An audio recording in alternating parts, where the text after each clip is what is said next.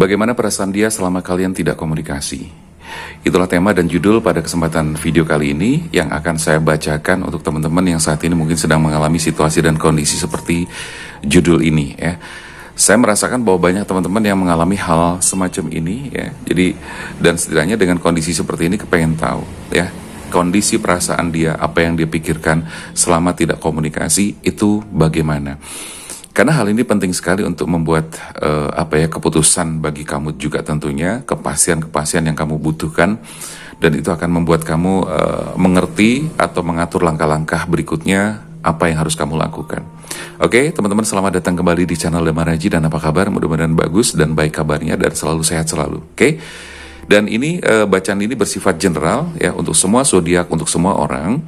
Tentu buat mereka atau buat kamu yang sedang mengalami situasi seperti yang ada di judul ini, gitu kan.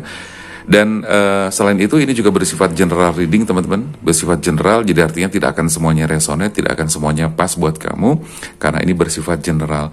Dan video ini juga bersifat timeless ya, bersifat abadi. Kapanpun teman-teman mendengarkan, tentu bisa kamu simak, kamu bisa sesuaikan dengan situasi dan kondisi kamu juga. Oke, saya menggunakan dua kartu, dan yang jelas ini adalah sama-sama kartu klasik tarot, gitu kan. Dan saya menggunakan kartu ini agar nanti lebih bervariasi energinya, karena saya menarik banyak energi untuk general ya, dan teman-teman nanti bisa melihat secara langsung. Oke, saya shuffle dulu. Kita akan melihat bagaimana perasaannya selama kalian tidak berkomunikasi. Sekali lagi, saya banyak melihat teman-teman yang sedang mengalami hal ini, gitu kan. Jadi ada yang mungkin pasangannya sekarang lagi menghilang, ya, ngeghosting dan sebagainya. Ada perasaan-perasaan apa yang kadang-kadang membuat kamu bingung. Ini ada apa? Sepertinya kok berubah secara tiba-tiba, dan itu bikin kamu tuh nggak ngerti, gitu kan, nggak ngerti. Oke.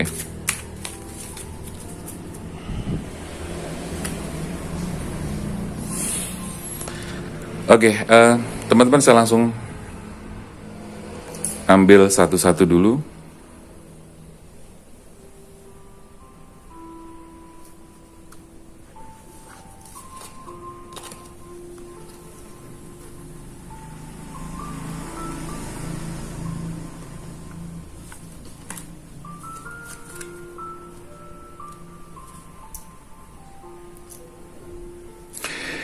Pertama saya melihat ada Three of Swords ya, ada 3 pedang yang menancap dalam satu hati. Ada 3 pedang yang menancap dalam satu hati,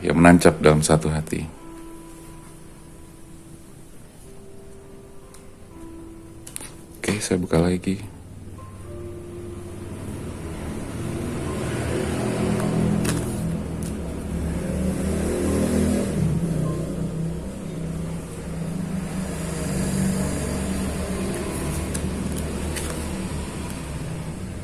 Saya buka 5 kartu ya teman-teman, untuk melihat bagaimana perasaan dia dari kartu yang deretan atas atau baris atas. Oke. Cukup terlihat ya teman-teman ya. Oke. Saya melihat teman-teman di sini gini. Selama bagaimana perasaan dia selama kalian tidak berkomunikasi. Saya melihat bahwa kenapa dia menjadi diam, dan kemudian dia menghindar, dia ngeghosting kamu, dan kemudian dia tuh dihubungi susah dan sebagainya, walaupun kalian tidak saling blokir. Ada juga yang diblokir, ada juga yang diblokir, ada juga dia memang benar-benar blokir kamu, dan sekarang kamu nggak ngerti penyebabnya apa. Teman-teman, di sini di kartu pertama ada Three of Swords. Ini benar-benar berhubungan dengan perasaan ya, benar-benar berhubungan dengan hati, perasaan, dan emosi. Dimana saya melihat, bahwa perasaan dia saat ini sepertinya sedang dalam keadaan yang cukup bimbang ya. Dia sebetulnya sama sekali tidak menginginkan kejadian ini. Dia sama sekali tidak kepengen ngeghostingin kamu. Dia sama sekali tidak pengen diam seperti ini.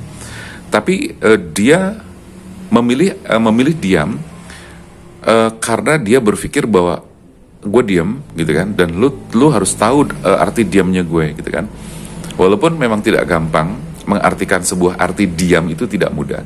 Tetapi setidaknya di sini saya akan memberikan gambaran-gambaran kepada teman-teman tentang arti diamnya atau selama tidak ada komunikasi sama kamu. Di dalam hatinya ada traumatis, ya. Di dalam hatinya ada traumatis. Ini harus kamu waspadai.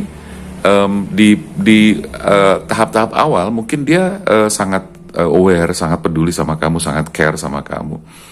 Tapi di tahap-tahap berikutnya sepertinya dia berubah. Nah, perubahan-perubahan terjadi karena ternyata saya melihat bahwa dia itu melihat sesuatu di dalam diri kamu yang membuat dia trauma. Satu itu. Terus di dalam hatinya itu ada semacam kayak masa lalu yang masih dia bawa sampai sekarang. Gitu loh. Jadi ada semacam masa lalu yang masih dia bawa sampai sekarang. Dia tipenya orangnya cukup sensitif ya kalau saya lihat di sini. Dia tipenya sensitif dan dia tipe orang yang sangat melankolis juga. Sehingga dia seorang yang cukup kalau saya bilang pemikir ya. Jadi sekalinya dia berpikir ada sesuatu, dia berpikirnya secara mendalam. Nah, itu yang bisa saya baca dari kartu deretan atau baris atas dari 5 kartu yang keluar, dan di sini ada Three of Swords. Nah, itu yang saya bisa lihat. Dan kemudian dari kondisi atau karakter dia yang seperti itu membuat dia itu gampang sekali sensitif dan tidak mudah sekali untuk move on dari apa yang sudah pernah terjadi di masa lalunya. Nah, dia melihat sesuatu yang membuat dia tuh trauma, sesuatu dari kamu gitu loh. Mungkin kamu terlalu banyak cerita masa lalu kamu juga, atau mungkin ada banyak hal-hal yang kamu ceritakan ke dia sehingga sesuatu yang tidak perlu dia ketahui menjadi dia tahu, dan itu justru membuat dia tuh kayak semacam kayak semacam ilfeel, justru membuat dia tuh semakin kayak kok gini banget gitu kan gitu loh. Ada sesuatu yang membuat dia tuh ngeri ya, terlepas dari memang dia sekarang ini bisa dibilang sebenarnya nggak kepengen gitu.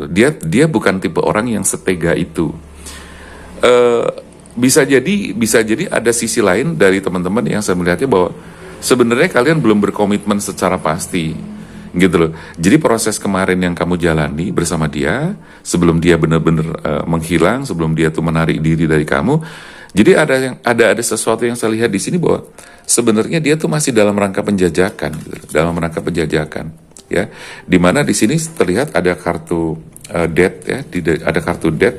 Dia sebetulnya sedang dalam rangka penjajakan bahwa dia kepengen mengakhiri fasenya dia di dalam kehidupannya dia, kesendirian dia selama ini, dan kepengen membuat sesuatu mengenali kamu lebih jauh. Tapi di sini saya melihat bahwa pada akhirnya dia harus menghentikan semuanya karena sebenarnya dia ngerasa di sini kalau saya lihat dia sebetulnya belum ada komitmen di dalam hatinya, secara batin itu belum ada komitmen dengan kamu gitu loh. Itu satu sisi seperti itu ya. Jadi satu sisi memang sudah berkomitmen. Jadi kalau boleh saya sampaikan di sini ada beberapa versi yang saya tangkap. Yang satu atau dua ya, ada dua versi. Yang satu memang sudah berkomitmen, dan satu lagi memang ada sisi energi di mana dia tuh belum merasa berkomitmen secara hati, secara batin. Jadi baru ada semacam pendekatan-pendekatan yang sifatnya penjajakan gitu loh. Tapi sepertinya saya melihat bahwa kamu tuh terlalu terburu-buru mengambil langkah ya, bahwa ini sudah dianggap sebagai komitmen, sudah dianggap sebagai pacaran dan sebagainya. Nah ini membuat dia justru tidak nyaman. Padahal keinginan dia adalah apa? Dia kepengen semuanya mengalir begitu saja dengan baik. Dan saya melihat di sini bahwa ada sesuatu yang sekali lagi membuat dia itu kayak semacam lebih kuat di energi traumanya ya kalau saya bilang. Meskipun sebenarnya di kartu yang di sini saya melihat dia pengen juga punya hubungan pasangan, bahkan sampai kepada rumah tangga. Saya melihatnya seperti itu ya. Dan dia sepertinya orang yang cukup dewasa dalam hal ini, dan dia orang yang juga tidak gegabah di dalam mengambil langkah-langkah untuk menjalani kehidupannya ke depan. Terus nanti akan saya melihat lebih ke perasaannya dia tuh seperti apa selama tidak komunikasi dengan kamu, bagaimana perasaannya selama kalian tidak ada komunikasi. Itu nanti di deretan kartu kedua ya. Jadi teman-teman sabar aja, saya masih bacain untuk yang atas ini. Nah, teman-teman, jadi di kartu Justice ini saya melihatnya bahwa dia itu orang yang slow ya, artinya slow itu nggak mau keburu-buru mengambil keputusan, mengambil langkah, sementara ada tahap-tahap yang mestinya harus dilewati. Dan ada warning yang cukup kuat di sini bahwa di Three of Swords di sini adalah hal yang harus kamu perhatikan. Perasaannya sangat sensitif karena ada luka-luka di dalam hatinya, gitu kan? Dan sekali lagi masalahnya dari masa lalu itu masih ke bawah sampai sekarang, gitu loh. Itu yang membuat dia itu sekarang stop ya, stop. Dead ini berarti stop, mana dead? Dead. Nah ini, ya. Jadi dia stop dari stop dari hubungan yang selama ini sudah mulai terjalin gitu loh. Dia memberhentikan semuanya, memang dia merasa bahwa masih ada sesuatu yang belum beres di dalam dirinya dan dia ngerasa nggak kepengen nyakitin kamu juga. Meskipun mungkin dengan sikap diamnya pun itu sudah menyakiti kamu. Tetapi sebetulnya basically dia nggak pengen menyakiti kamu. Aslinya seperti itu. Nah, sehingga di sini ada hal yang memang harus sedang dia selesaikan, baik itu sifatnya seperti konflik batin maupun sesuatu yang berhubungan dengan masa lalu dia. Kemudian dia bersikap mengambil keadilan sendiri, meskipun sebetulnya orientasi dia adalah lebih kepada dia kepengen juga berkeluarga, dia kepengen juga menjalin hubungan kamu sampai selamanya. Tetapi saya melihat di sini sepertinya ada situasi yang masih di tengah-tengah ya, abu-abu antara dia kepengen lanjutin atau tidak. Tetapi untuk yang poin kedua tadi, masalah bahwa kalian sebetulnya atau dia merasa belum komitmen. Ya, dia merasa belum ada komitmen sama kamu secara hati, secara batin. Nah, untuk poin yang kedua, saya melihat di sini nggak akan sampai dilanjutkan, gitu loh. Dia memang sudah kepengen benar-benar berhenti. Tapi kalau untuk yang merasa sudah berkomitmen, udah ada ikatan batin segala macam, di situ dia mengalami satu kegalauan ya, satu kebimbangan yang sangat luar biasa. Artinya lebih kuat cenderung dia untuk kepengen meneruskan hubungan kalian, tetapi disertai banget dengan perasaan-perasaan yang membuat dia itu terluka. Nah, saya melihatnya di sini untuk poin yang pertama ya, ingat ya, di poin ini ada dua ya, kalian yang sudah berkomitmen jelas, dan yang kedua adalah kalian yang ternyata belum komitmen secara batin. Nah, untuk yang sudah berkomitmen, saya melihatnya adalah dia ya sebetulnya kepengen menjalani atau melanjutkan hubungan ini sama kamu. Tetapi dia ada satu hal yang membuat dia tuh sakit hati dari masa lalu kamu, gitu loh. Jadi masa lalu kamu yang sudah kamu ceritakan sedemikian rupa, bahkan kamu di situ pernah menyampaikan sesuatu yang justru membuat dia itu sakit hati, kecewa. Coba kamu ingat itu, gitu loh. Kira-kira ada hal apa yang pernah kamu sampaikan yang ternyata membuat dia tuh kecewa, sakit hati, atau secara diam-diam dia merasa marah, kecewa, tapi tidak diungkapkan. Coba kamu ingat itu, oke? Nah, teman-teman, di kartu yang atau di barisan kedua, saya akan shuffle lagi. Saya akan melihat bagaimana sih perasaan dia yang lebih jauh lagi. Bagaimana perasaan dia, bagaimana pikiran dia terhadap kamu, sehingga paling tidak ini bisa buat gambaran teman-teman. Oh ya, teman-teman yang kepengen melakukan personal reading silahkan aja. Kalian bisa langsung chat ke WA yang tertera di video kiri atas atau di deskripsi. Kalian bisa langsung menghubungi nomor tersebut dan nanti akan diarahkan bagaimana caranya.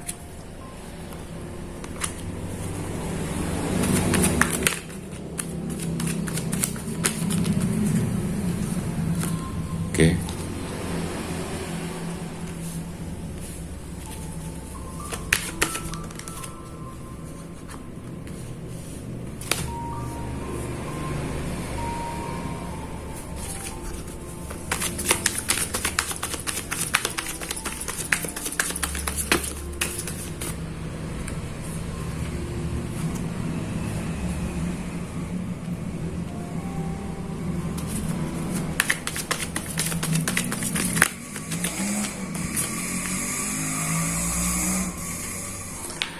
Kartunya sampai jatuh ya.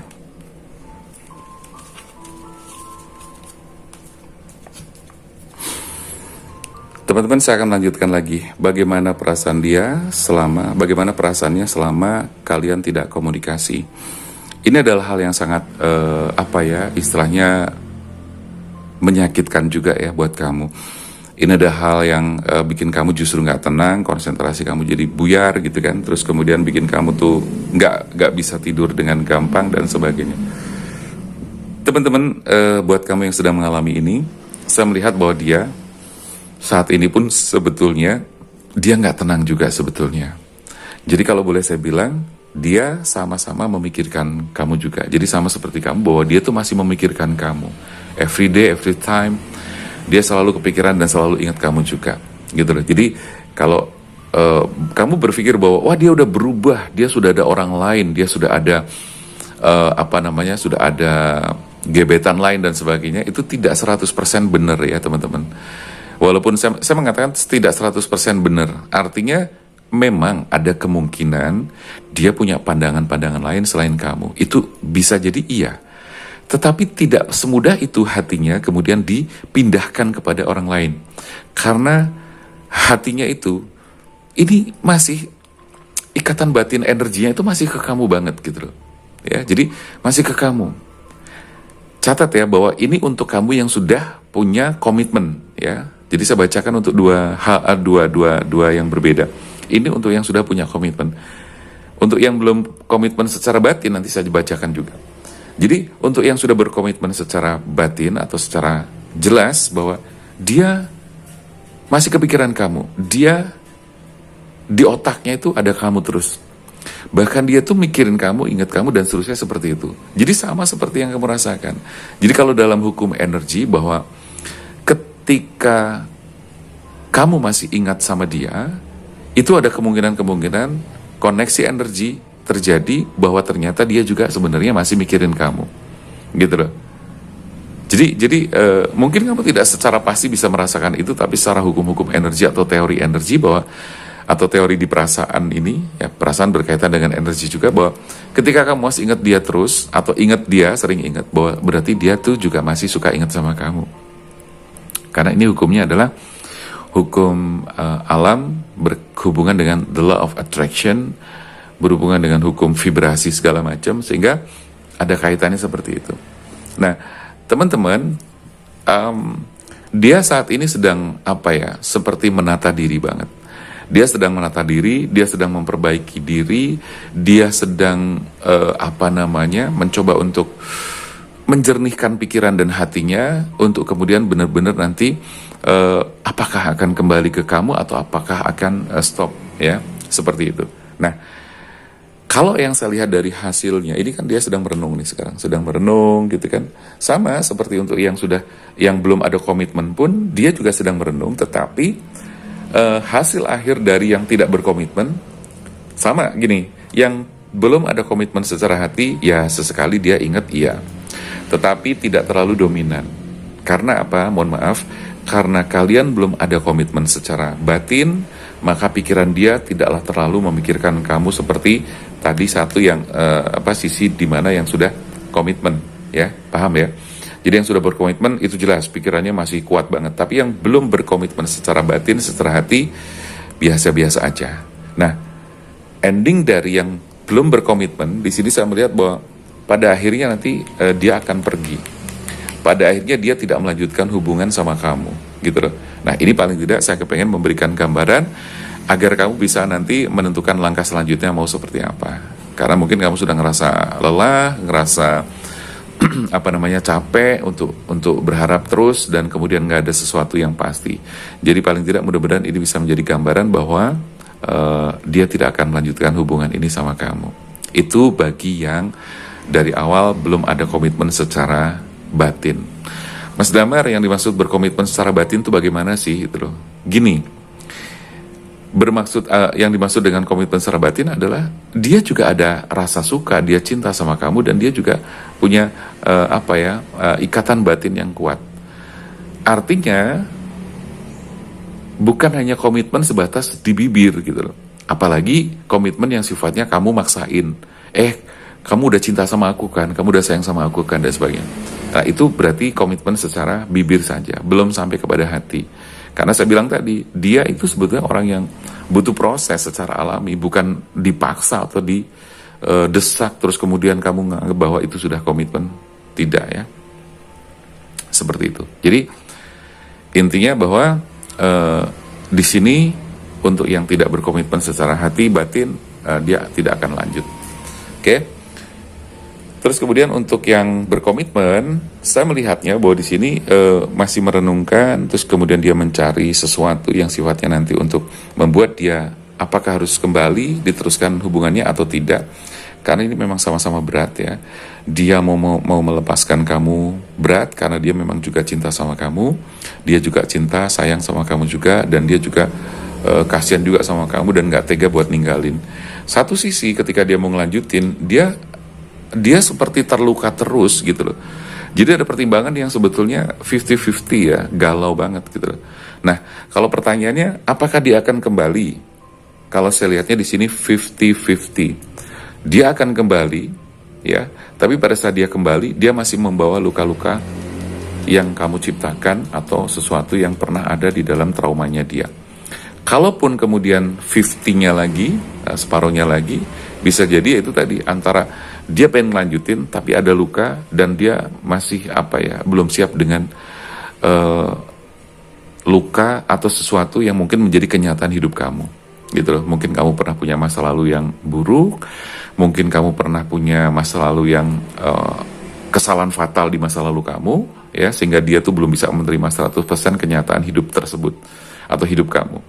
Jadi kurang lebih seperti itu, 50-50. Nah, so bagaimana dong agar 50-50 ini bisa membuat dia menjadi meningkatkan prosentasenya mungkin jadi 60-40, bahkan jadi 70-30% atau 80-20%, semakin meningkat. Kalau boleh saya kasih saran, caranya adalah pahami luka dia, pahami apa yang dia inginkan dan apa yang dia butuhkan. Setelah kamu memahami dan menyadari, ya berarti kamu harus memenuhi apa yang dia butuhkan. Kalau dia butuh perhatikan, butuh lukanya diobatin, butuh lukanya dibalut dengan cara-cara kamu yang membuat dia tuh nyaman, membuat dia tuh yakin sama kamu, lakukan itu, gitu loh. Sebagai bentuk-bentuk recovery kamu terhadap kesalahan kamu di masa lalu. Artinya apa? Ya kamu harus melakukan sesuatu yang benar-benar dia inginkan dan dia butuhkan, gitu loh. Karena itu tadi ada luka yang dia bawa, ada sesuatu atau kesakitan yang dia bawa, gitu loh. Dan itu bisa jadi karena kamu. Maka sebagai bentuk tanggung jawab, ya kamu harus melakukan sesuatu yang membuat dia itu bisa sembuh. Ya, jadi kalau mungkin bahasa puitisnya adalah kau adalah luka sekaligus penyembuh bagi dia. Kau adalah tempatku pulang karena aku merasa ketika aku pulang bersamamu, aku pulang denganmu, aku pulang kepadamu, aku merasa berada di rumah bersama orang yang aku cintai. Oke, jadi mudah-mudahan itu bisa menjadi quotes yang bagus. Nanti kamu boleh tulis di komentar, ditulis ulang nggak apa-apa.